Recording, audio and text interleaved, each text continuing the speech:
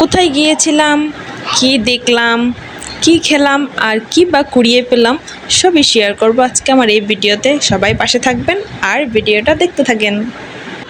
আসসালামু আলাইকুম এভরিওয়ান, সবাই কেমন আছেন?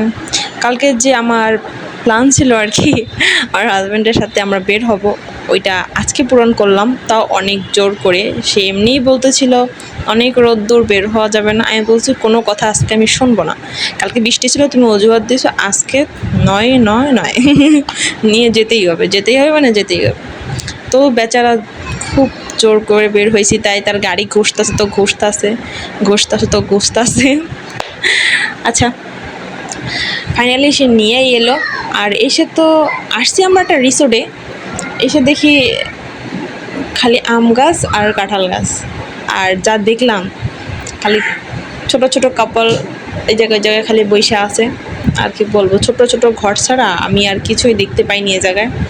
যাই হোক, আমার হাজব্যান্ডের বলছে তুমি একটু ভিডিও করে দাও। ওনার আমি কি বলবো বলেন, এই পিকচারগুলো যদি আপনাদেরকে দেখাই তাহলে আমি একটা পিকচার আপলোড দেওয়ার মতো না, আমি সবগুলো রেখে দিছি। আর এটা কি দেখতেছেন আপনারা, দেখতে পাইছেন যেটা বলছিলাম। যাই হোক, আমার মেয়ে তো পুরো ফাঁকা জায়গা পায়, একদম নিজের মন মতো দৌড়াদৌড়ি করছে আজকে। সারাদিন বাসার ভিতর থাকে, বেচারা ফাঁকা জায়গা পাইই না, আজকে পাইছে। আচ্ছা, এখানে গেছিলাম, এটা ওই রিসোর্টের ভিতরে একটা ছিল, এখানে আর কি সুইমিং পুলের ব্যবস্থা ছিল। যাই দেই সুইমিং পুল তো বাবা নেই, পানিও নেই, একদম ফাঁকা, আশেপাশে একদম পুরো অবস্থা খারাপ।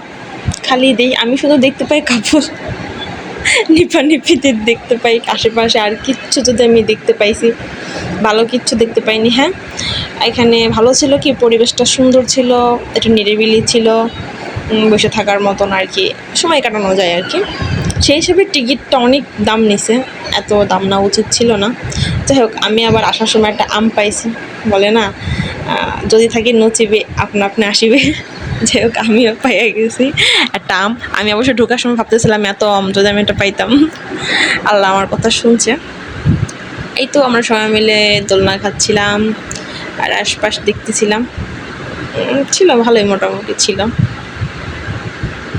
আর এই জায়গা তো আমি হাঙর দিকে, হাঙরের পেটেই চলে যাচ্ছি। টাটা, আপনাদের সাথে আমার আর কোনোদিন দেখা হবে না, আমাকে বিদায় দিয়ে দেন, আমি হাঙরের পেটে চলে যাচ্ছি। আরে না না, এত তাড়াতাড়ি চলে গেলে হয়, আপনাদের জ্বালাবো কী করে। আবার চলে আসছি আর কি, ভাবলাম কি না, যাওয়াটা ঠিক হবে না।